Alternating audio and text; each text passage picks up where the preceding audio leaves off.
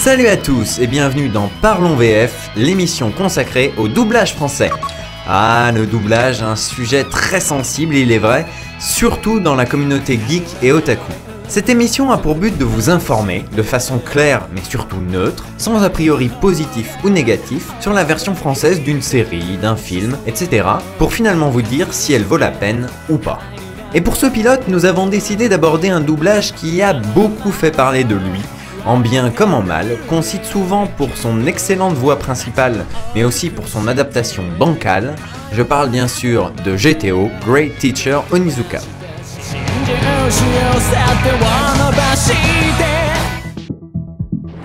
GTO est un animé japonais du studio Pierrot, adapté du manga papier de Fujisawa Toru. Il nous raconte l'histoire d'Onizuka, 22 ans célibataire, qui rêve de devenir prof pour pouvoir sortir avec des petites lycéennes, mais on va finalement lui confier une classe de 3e, réputée turbulente, qui va lui en faire voir des vertes et des pas mûres. La version française de GTO a été enregistrée au studio Midi 5 et supervisée par Sophie Boé, alias Miss Animé Japonais sur Canal+. En effet, la série a été doublée spécialement pour Canal+, dans le cadre de son émission La Case. Parlons tout d'abord de l'adaptation, c'est-à-dire le moment où on écrit, à partir des traductions, les textes français afin qu'ils correspondent aux lèvres des personnages, ce qu'on appelle la synchronisation. Ici, l'adaptation est signée par un trio d'auteurs talentueux. Le plus connu d'entre eux est sûrement William Corrin, auteur des textes français des premières saisons de Futurama et de South Park, ainsi que la voix française de Kenny et de Kyle. Nous retrouvons également Stéphane Allégret, qui deviendra ensuite un habitué pour Canal+, en travaillant sur des séries comme Excel Saga, Full Metal Alchemist ou encore Monster. Enfin, il y a Michel Mella, adaptateur et comédien, puisqu'il est la voix française de Speedy Gonzales, d'Hercule dans Pif Hercule, ou encore de Timide dans le dernier doublage en date de Blanche-Neige et les 7 nains. Et c'est là que se situe le premier problème de cette version française, l'adaptation. Si les textes correspondent bien aux lèvres des personnages, ça aucun problème, l'équipe d'auteurs a pris beaucoup de liberté par rapport aux dialogues originaux. C'est-à-dire, par exemple, intégrer du langage de Jones, des expressions francisées et d'autres hérésies dans les répliques des personnages. Oh putain, la poisse! Il a vu ma Mother! 17 qui revient juste pour la draguer. On sent bien que, en mettant son nez dans les textes, Canal+ a cherché à toucher un public plus large. Ce qui a fonctionné puisque GTO a fait péter les scores d'audience. Mais du coup, on subit certaines expressions qui, bien qu'elles ne rentrent pas en opposition avec les personnages qui sont des collégiens, sont absentes de la version originale. De plus, elles sont plutôt maladroites, lourdingues, des fois gratuitement vulgaires, et puis d'ici une dizaine d'années, elles ne signifieront plus rien pour personne. C'est Porte-Nawak! Ma mère, si on la fait chier, c'est pire que Godzilla avec la gueule de bois. C'est Nesbrock! T'as parlé ou t'as pété, là? Ça te fait rire, toi, crâne de bite! Cela mis à part, l'adaptation n'est pas non plus calamiteuse. Le ton de la série est respecté, certains dialogues sont complètement délirants, certains bons mots sont même particulièrement bien trouvés. Viré, renvoyé, saqué, Onizuka est saqué, ça s'arrose! C'est un vieux dégueulasse, mais en jeune. Enfin, je me comprends, quoi. On notera aussi un certain respect pour la culture japonaise. Seront par exemple conservées des références au groupe japonais L'Arc-en-Ciel, à Fuji TV, à l'université Todai ou encore à Doraemon. Un concours présenté par Fuji TV, la plus belle des télés. L'adaptation fera même le choix de prononcer ramen lamen, une excellente idée puisque c'est une prononciation plus respectueuse de la langue japonaise. Je suis désolé, mais je n'ai pas mieux que des lamens à vous offrir. Servez-vous. Super, merci beaucoup monsieur. Parlons maintenant de la direction artistique. Le directeur artistique, c'est celui qui va choisir les comédiens pour chaque rôle, les diriger sur le plateau et choisir de quelle manière va être jouée telle ou telle scène. Pour GTO, il s'agit d'Eric Peter. Comédien, il a par exemple joué Albator dans Les eaux avec Gun Frontier. Il a également été directeur artistique sur plusieurs séries, des séries telles que Inspecteur Gadget ou encore Archie, Mystère et compagnie. De manière générale, Eric Peter a fait du bon boulot en termes de direction d'acteurs. Les comédiens sont globalement justes par rapport à la situation. Cependant, certains de ces choix de casting sont très discutables. Les élèves pour commencer. Alors, certains comédiens ont parfaitement trouvé leur rôle. C'est le cas par exemple de l'intello Kikuchi, bien interprété par Tariq Mehani, alias Kenzo Tenma dans Monster. Quel est son état général? La pression sanguine est à 72,50 et le pouls est à 137, docteur. La balle est entrée par le lobe frontal. Passez-le au rayon X, en vitesse. Ok. C'est également le cas de son comparse, le timide Yoshigawa, lui aussi très bien interprété par Benjamin Pascal, ex-Monsieur D, et habitué des animés japonais entre Abenobashi, Gurren Lagann, Full Metal Alchemist, ou encore Enfer et Paradis. Il n'était pas coulé dans le même moule que tous ces loupards qui traînent en ville. La joie.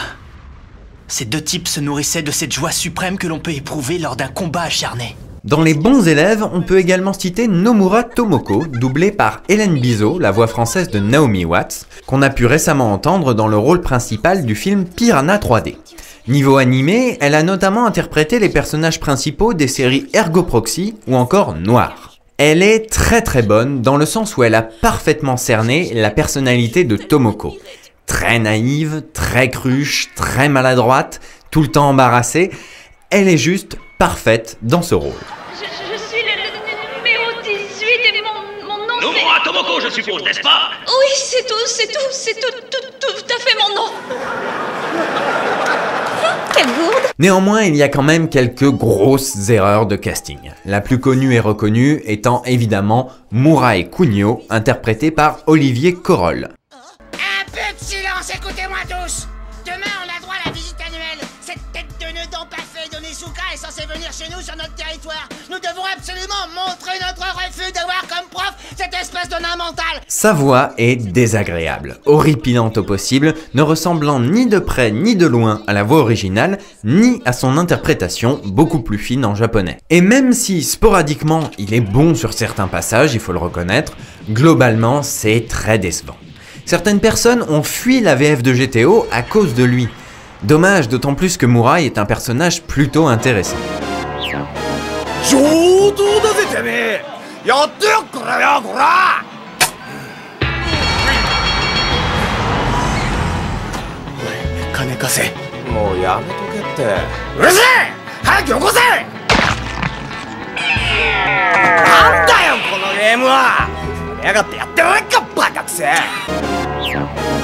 Ah, tu le prends comme ça?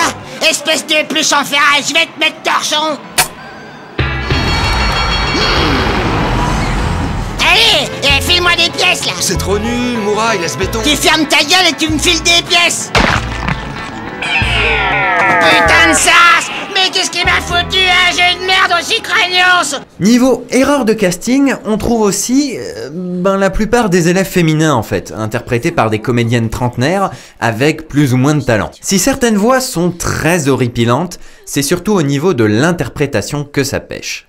Certaines comédiennes sont passées complètement à côté de leurs personnages, les rendant inutilement vulgaires, en partenariat une fois de plus avec l'adaptation, et sans réelle profondeur.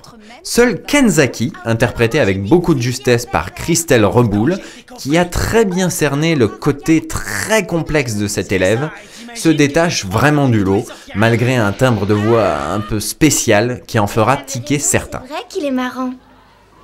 Grâce à lui, je m'ennuierais un peu moins. Et les professeurs dans tout ça? Eh bien, globalement, c'est plutôt du bon boulot.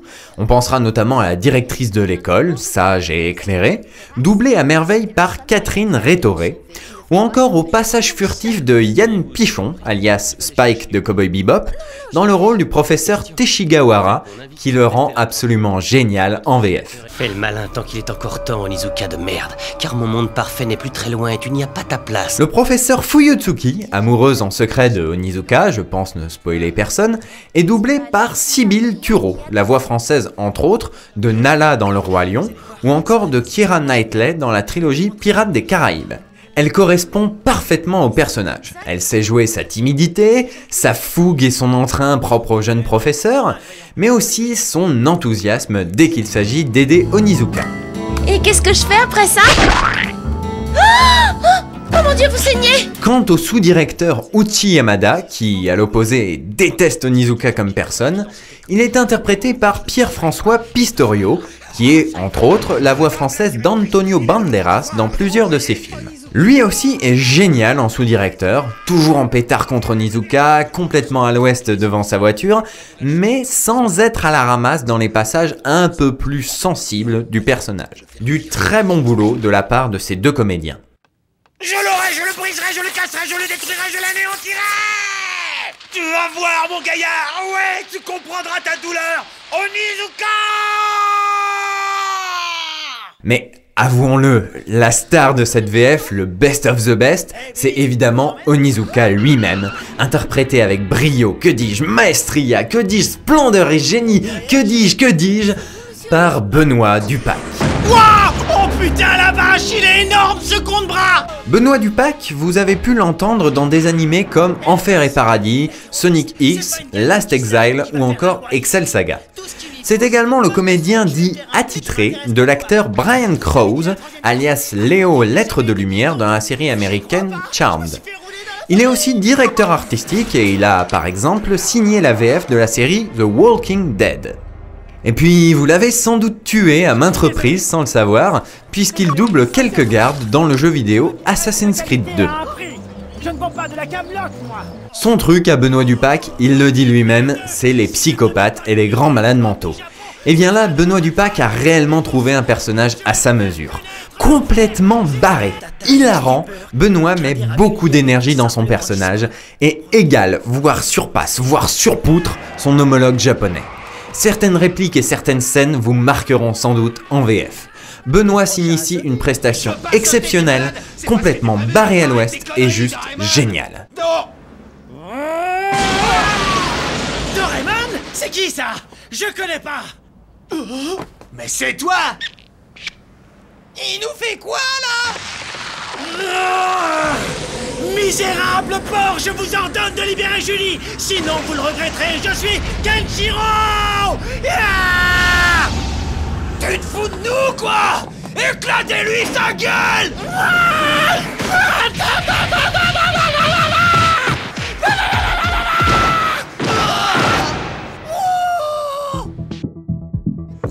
Donc au final, que dire de la VF de GTO ?